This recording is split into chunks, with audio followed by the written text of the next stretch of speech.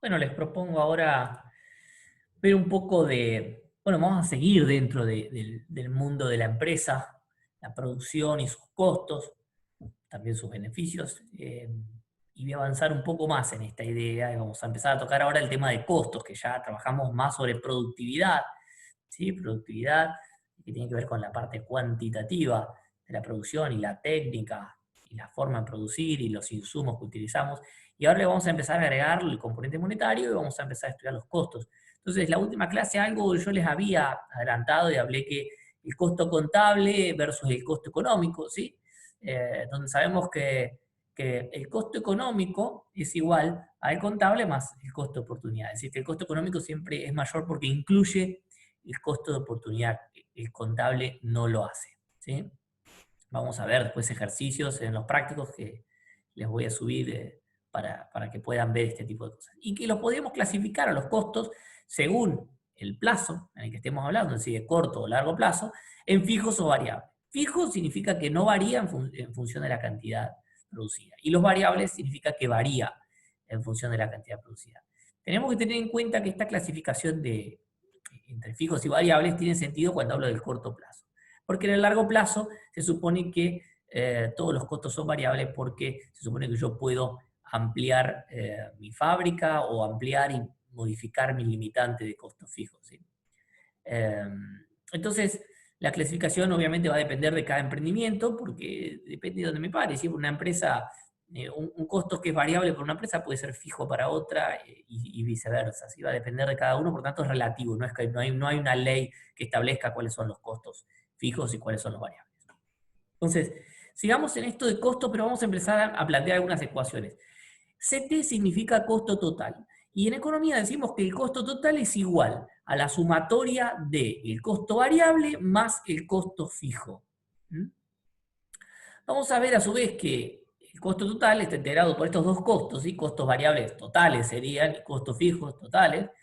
Y a su vez podemos ver que el costo variable se descompone en el costo variable unitario, que es el que depende de la cantidad producida, ¿sí? Entonces el costo variable, por eso decíamos antes que el costo variable es aquel que varía con la cantidad producida, por lo tanto tiene que depender de la variable cantidad. Y Q es nuestra variable cantidad.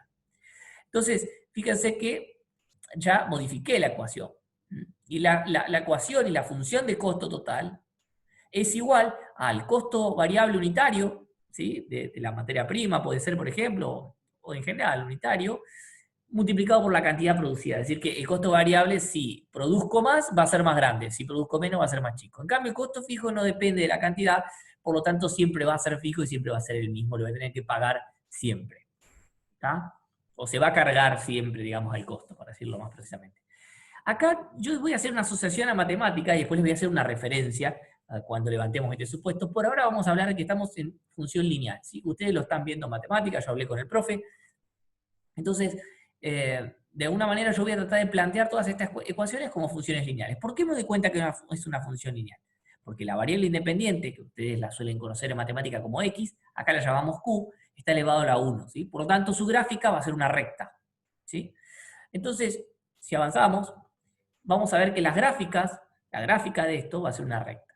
Y acá está descompuesto la gráfica del costo total en el costo variable, costo fijo y costo total. ¿Sí? Entonces, el costo fijo, al ser fijo, es constante y siempre va a ser, por eso siempre es una recta horizontal. ¿Sí? Siempre es constante, es esta parte de la ecuación. Ahora, también tenemos costos variables que arrancan de cero, porque yo produzco cero, imagínense Q es igual a cero, 0 multiplicado por CB me da 0, por lo tanto, todo el costo variable se hace 0, por lo tanto arranca de 0. Costo fijo no, arranca de un valor más elevado, porque es fijo. ¿Sí? Así yo no produzca nada, esto está en función de la cantidad y relacionando cantidades y costos totales. Si yo no produzco nada, es decir, Q es 0, voy hasta la función arriba y veo que tengo costos fijos de cualquier manera, no lo puedo evitar el costo fijo, por algo fijo, no depende de la cantidad. Pero el costo variable sí arranca de 0, porque depende de la cantidad producida. Entonces, a partir de acá voy multiplicando el costo unitario variable por la cantidad producida y va aumentando el costo variable total. Y si sumo los fijos más los totales, se desplaza la curva y se forma la curva de costo total, que nace y arranca desde la curva de costo fijo, desde el origen de la curva de costo fijo. ¿Por qué? Y porque el costo total incluye los costos fijos, por tanto es costo fijo más la pendiente del costo variable. ¿Sí? Entonces, el costo total siempre tiene que comenzar en una ordenada al origen que va a ser igual al costo fijo. Ordenada al origen es lo que ustedes van a ver en rectas, en función lineal en matemáticas. Por otro lado tenemos el ingreso total, ya hablamos de costo. ¿Sí? Vamos a los otros componentes de la cuestión. Y ahí se los paso a desarrollar seguidamente.